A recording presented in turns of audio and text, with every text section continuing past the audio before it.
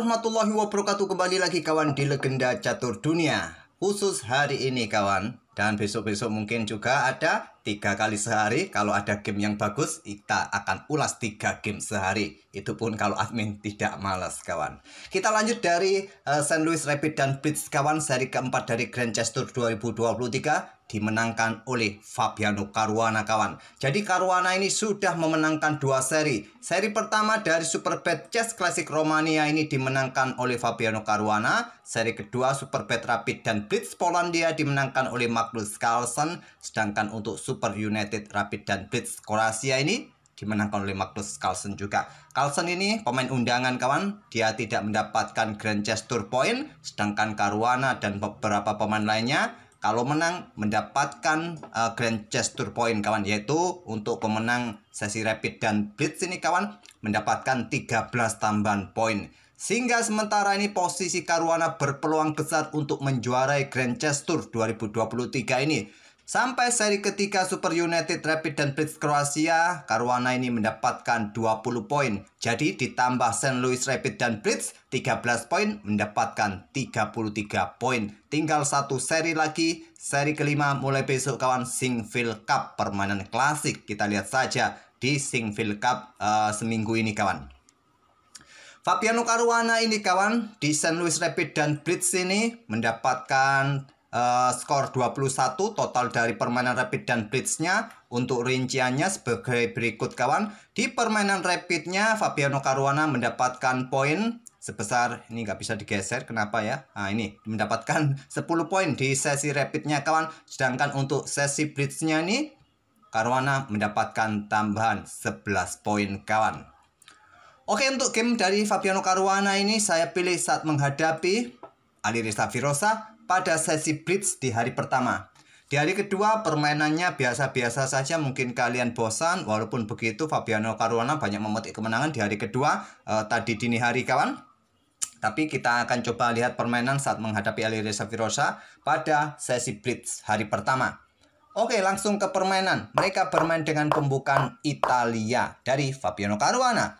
Dan di sini Alireza memilih dengan pertahanan 2 kuda F6. Di game keduanya saat Fabiano Caruana pegang hitam, Caruana juga bermain dengan kuda F6. Cuma bedanya selepas pion D3, Caruana di game kedua tidak bermain dengan gajah C5. Alireza bermain dengan gajah C5. Fabiano Caruana memilih gajah ke petak E7 kawan. Alireza di sini memilih gajah C5 masuk ke permainan Giocho Pianissimo kawan. Sekarang gajah G5 pin kuda. Langkah-langkah seperti ini di tahap pembukaan permainan pertahanan 2 kuda cukup standar. Sering admin juga jelaskan kawan, ataupun permainan flight lever attack jarang sekali diladeni oleh putih saat kuda F6 tadi. Pion H6, gajah mundur ke H4, ada pion D6, perkuat posisi pion pusat, buka akses bagi gajah terang berkembang. Pion C3 untuk dukungan pion pusatnya nanti ke depan kawan, kontrol peta ini dari aktivitas gajah yang coba pin kuda, diikuti kuda bergerak ke peta D4. Di sini ada pion A5 untuk hentikan pion ini kawan, berikan ruang juga bagi gajah bersembunyi untuk jadi sniper nanti incar pion F2. Kuda B berkembang ke D2, gajah langsung ditarik mundur ke A7, pion A4 sekarang. Kemudian di sini rokade Alireza, pion H3 terlebih dahulu sebelum rokade amankan petak G4 terlebih dahulu. Dan di sini ada pion G5. Langkah kesalahan ternyata kawan untuk usir gajah ini sikat oleh Caruana, korban kuda untuk mendapatkan ganti 2 pion. Sekarang posisi gajah tetap pressure kuda di F6. Terus langkah terbaik apa yang bisa kalian ambil di posisi ini kawan selain pion G5? Menteri bergerak ke E7, gajah berkembang ke D7, pilihan dari stockfish yang terkuat, atau raja mungkin kalian geser kawan ke petak H8 untuk menghindari tekanan dari gajah sniper ini juga. Pion G5 dipilih Alireza Firosa, sikat oleh kuda, ambil balik oleh pion H, ambil balik oleh gajah. Kemudian raja bergeser ke G7, sangat jelas kawan. Dia butuh backup untuk backup kudanya bersama menteri karena ada potensi ancaman lagi dari menteri F3 dan berikan ruang bagi benteng kalau ingin digeser ke lajur H nanti. Jelas menteri F3 kawan. Gajah E6 berkembang menantang pertukaran gajah terang. Nah ini opsi terbaik bagi putih, tempatkan gajah di pusat di petak D5 atau kuda manuver ke peta F1, siap manuver naik lagi kawan ke peta F5, ke peta H5 mungkin nanti. Tapi di sini Caruana memilih dengan benteng F1. Ada alasan juga menempatkan benteng di peta F1 kawan untuk perkuat peta F2-nya, ataupun mungkin juga menteri bergeser, pion F siap didorong, buka lajur F nanti, opsi rokade panjang bisa jadi pilihan beberapa langkah berikutnya jika ingin amankan raja. Memang masalahnya di sini kawan, kalau kuda F1 langsung di sini, maka ada ide benteng H8 ataupun juga korbankan gajah ambil pion F2 skak. Kalau di sini diambil oleh menteri kawan, maka berikutnya kuda ambil pion E4.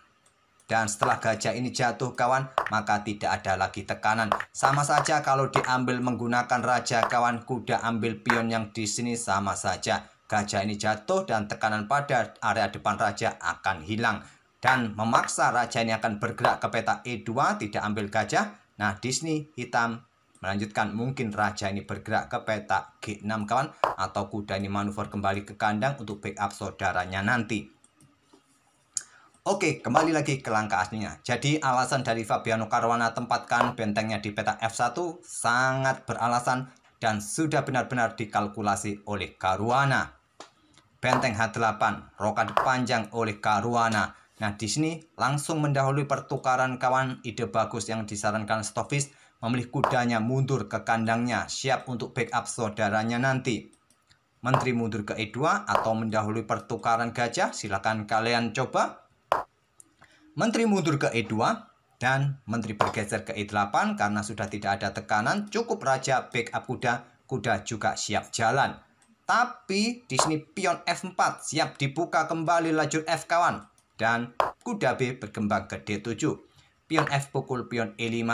Nah, di sini kalau diambil balik langsung kawan menggunakan pion D, jawaban putih adalah menteri ke peta F3. Tapi Alireza memilih kudanya mundur ke H7, pilihan yang bagus juga. Nah, di sini gajah bergerak mundur yang terkuat, tapi memilih backup oleh menteri di peta H5. Nah, kuda ambil pion E5, ancam gajah kawan. Gajah bergerak ke H6 skak, memaksa raja mundur ke G8. Pion D4, langkah cerdas dari Fabiano Caruana, korbankan gajah, diambil oleh kuda. Nah, di sini ambil balik langsung kawan, tak ada masalah. Kalian jangan takut untuk diambil kembali oleh gajah hitam, karena kontrol peta ini hilang kawan, dan ancaman skakmat tak terhentikan lagi kawan. Mau kemana kalian? Skakmat sudah. Mungkin di posisi ini tadi kawan, saat kuda pukul balik, maka pion F6 akan dilanjutkan oleh hitam kawan. Oke, kembali lagi ke langkah aslinya kawan. Tapi di sini memilih angkat benteng ke F3, siap digeser ke lajur G, kuda mundur ke F8, coba nanti bisa blokade di peta G6. Di sini benteng D bergeser ke F1 terlebih dahulu, kuda ke G6, benteng digeser ke lajur G ke G3. Nah, di sini kawan, Stockfish 11, yang 11 menyarankan kuda pukul kuda D2 atau benteng H7 yang terkuat. Ini Stockfish 16 kawan. Di sini kuda pukul kuda D2 dari Alireza Firosa, ternyata langkah blunder. Evaluasi barnya sedikit demi sedikit naik lagi kawan. Tadi benteng H7 menurut Stockfish 16 yang kuat. Benteng F6 kawan diangkat untuk pressure kuda F6 ini 3 kali bersama menteri. Kemudian di sini benteng diangkat naik ke peta H7. Langkah blunder 2 kali dari Alireza Firosa. Raja bergeser ke peta H7, salah satu opsi, ataupun kuda ini melakukan skak lagi kawan untuk menghindari ancaman dari raja. Mau bergerak kemana? Ke peta B1, raja baru bisa bergerak ke peta H7 yang terkuat kawan. Kalaupun ada open skak di sini, coba lihat ada open skak, ya mundur saja ke peta G8.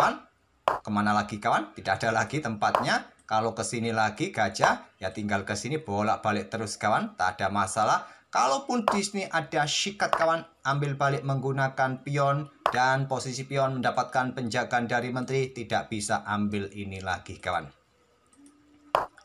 Memilih dengan langkah benteng H7 langkah terlambat, kemudian benteng G ambil kuda F6, ambil balik oleh pion F, ambil balik oleh benteng, sikat balik oleh menteri, ambil balik oleh menteri, raja bergeser, menteri skak lagi, agar raja ini bergerak ke petak terang, baru ambil gajah skak lagi kawan, raja ke H8, menteri ke F6 skak lagi, raja G8, dan raja ambil kuda D2, dan Alireza Firoza menyerah di langkah ke-32.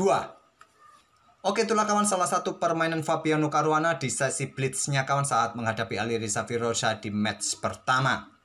Selamat buat Caruana yang memenangkan seri keempat ini dan berpeluang besar untuk menjadi kampion Grand Chess Tour 2023. Kita tunggu saja satu seri lagi Sinquefield Cup kawan 2 hari ini.